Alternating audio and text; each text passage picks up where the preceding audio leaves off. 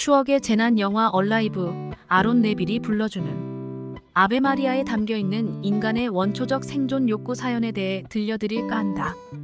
인간이 인간의 고기를 먹었다는 식인 풍습은 기원전부터 유래되는 것이 역사가 헤로도투스의 저서 역사에 등장하고 있다.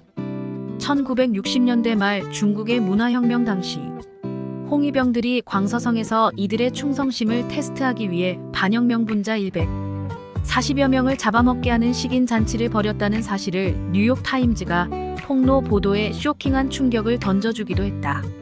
문화인류학자 스타이메스에 의하면 식인 사례를 크게 5가지 부류로 분류하고 있다. 전쟁이나 극심한 가뭄으로 인해 식량이 부족할 때 신에게 바치는 제물, 형벌이나 복수의 상징, 인육을 먹음으로써 병치레를 낫게 하기 위해, 그리고 충성이나 용맹심을 과시하기 위해 사람 고기를 먹었다고 한다. 중국의 대표적 소설 수호지 삼국지연의 소, 18사략 등에선 승리에 도취하거나 용맹을 과시하기 위해 무사람들 앞에서 인육을 먹고 있는 장면이 등장하고 있다. 한비자에서는 제나라 임금 환공의 요리장이 자신의 아들을 요리하여 임금에게 바쳤다는 소름 끼치는 구절이 등장할 만큼 중국에서는 식인 풍습이 인류 역사만큼이나 유구하다는 것이 정설이다. 인육의 역사를 표피적으로 인용한 것은 바로 영화 얼라이브가 비행기 추락사고 이후 생존했던 이들이 동료의 시체를 나누어 먹으면서 연명하다가 구출됐다는 충격적인 내용이 제작 모티브가 됐기 때문이다.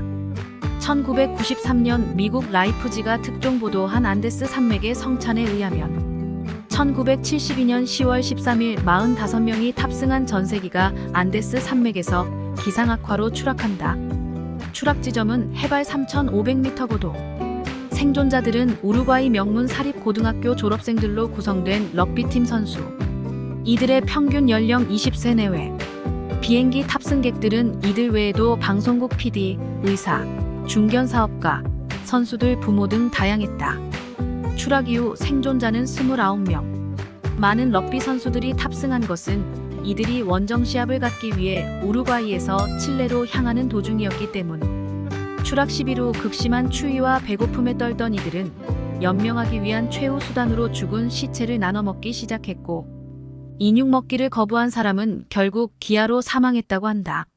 심야에 몰아닥친 폭설과 눈사태로 인해 생존자 중 8명이 또다시 죽음을 당했는데, 이들은 역시 생존자를 위한 식량 구실을 했다. 생존자들이 크리스마스를 3일 앞둔 12월 22일 극적으로 구조된 것은 난도 파라도와 로베르토 카네사의 불굴의 의지 덕분이었다. 생존자 중 가장 건강했던 이들은 근 10여일간 눈속을 헤맨 끝에 마을을 찾아내 산속에 고립된 동료들이 무사히 구출되는데 결정적 역할을 했던 것이다. 사고 당시 의대생이었던 카네사는 현재 소아 심장 질환 전문의로 활동하고 있다고 한다. 그는 고립 당시 시체를 자르는 역할을 솔선수범했고, 간에는 비타민이 풍부하다며 인체 부위별 효능을 역설하기도 했다는 증언을 했다. 생존자 중 인육을 먹었다는 죄책감으로 인해 알코올 중독자가 된 이도 있었다.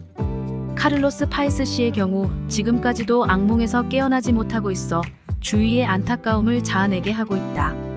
이들은 매년 자신들이 구조됐던 12월 22일을 크리스마스의 기적이라고 명명하면서 만나고 있다. 극한 상황 속에서도 끈질긴 분투 끝에 무사히 구출되는 인간 의지를 담아낸 것이 바로 얼라이브이다. 20년이 지나면서 많은 것을 생각하게 한다. 사람들은 우리의 귀환을 듣고 안데스의 기적이라고들 한다. 하지만 실제 그런 상황에서 어떻게 행동하게 될지는 아무도 모르는 것이다. 문명의 이기 하나 없이 고립되어 죽음과 맞서 싸우게 되면 누구든지 초자연적으로 되고 만다. 난 거기서 신의 존재를 느꼈다. 학교에서 배운 신도 있지만 우리를 둘러싼 문명에 가려진 또 하나의 신을 난 그곳에서 만나게 된 것이다. 생존자의 독백으로 시작되는 이 영화는 폴 리드가 소설화하여 베스트셀러가 됐고, 이를 프랭크 마샬이 영화로 옮긴 것이다. 생존자들은 자신들의 이야기가 한정된 시간 안에 담겨진다는 것에 애초 탐탁치 않은 반응을 보였지만, 촬영이 진행되면서 적극적으로 숨겨진 정황과 주변 상황을 이야기해주어 보다 사실감 있는 화면 전개를 펼칠 수 있었다고 한다. 촬영은 콜롬비아의 해발 3,000m에 위치하고 있는 델핀 빙하 산맥을 메인 기지로 해서 실제 사고지였던 남미의 안데스 산맥과 흡사한 촬영 장소를 구하기 위해 로키 산맥, 콜롬비아 산맥을 샅샅이 뒤졌는데 사고 지점과 흡사한 칠레 북쪽에서 촬영을 진행했다고 한다.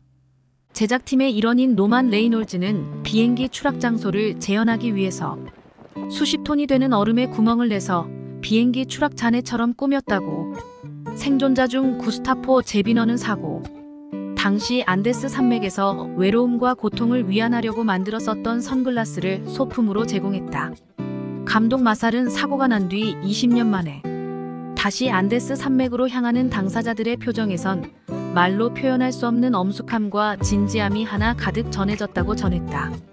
난도 파라도 역을 맡았던 에산 호크는 실감나는 생존자들의 고통을 표현해 주기 위해 무려 10kg이나 감량하는 체중 조절로 배역을 훌륭히 완수해 죽은 시인의 사회 1989에서 보여주었던 반항적이고 유약한 모습을 단숨에 벗어 던지고 프로 연기자의 진면목을 과시했다. 라스트 장면에서 슈베르트의 아베 마리아를 현대 감각에 맞게 편곡해서 테마곡으로 사용하고 있다. 형제 그룹 네빌 브라더스 리드싱어 아론 네빌의 정감 있는 목소리는 생존자들이 끊임없이 외쳤던 신의 존재에 대한 의미를 반추하게 했다. 아론 네빌의 아베 마리아는 1992년 9월 27일 테너 가수 루치아노 파바로티와 팝계의 슈퍼스타들이 지중해 지역에서 발행하는 풍토병 퇴치를 위한 자선 공연 앨범에 담겨있던 노래이다. 당시 공연은 파바로티와 친구들 자선 공연이라는 타이틀로 파바로티의 고향 모데나시에서 개최됐다. 마이크 올드필드, 스팅, 밥 게돌프, 파트리샤 카스, 수잔 베가 등 1급 가수들이 총출동해서 클래식과 팝의 조화를 통해 감동적인 음악의 진가를 들려주었다. 슈베르트 작곡의 아베 마리아는 영국의 시인 월터 스코트의 가사에 곡을 붙인 것으로 알려졌다. 그의 7부작 서사시 연못가의 여인 중 6번째 엘렌의 노래가 오리지널이라고 한다. 이 노래는 엘렌이 호반의 바위 위에서 성모상에게 간절히 기도를 하며 아버지가 저지른 죄를 용서해달라는 내용을 담고 있다. 독일의 바이올리니스트 비렐미의 독주곡으로도 유명해진 곡이다. 아론 네빌은 얼라이브에서 특유의 애조띤 목소리로 불러주어 극한 상황 속에서 살아야겠다는 생존에 대한 인간의 처절한 심정을 절절히 실감나게 해주었다. 사운드 트랙 작곡은 제임스 뉴튼 하워드, 엘튼 존의 세션맨 출신. 현재는 영화음악 작곡가로 명성을 얻고 있다. 마이 걸 1991, 맨 앤 더 문 1991, 사랑을 위하여 1991, 비공개 1991, 나이트 앤 더 시티 1992, 아메리칸 하트 1992, 글렌 게리 글렌, 로스 1992 등을 통해 영화 주제를 선명히 부각시키는 선율을 들려주고 있다.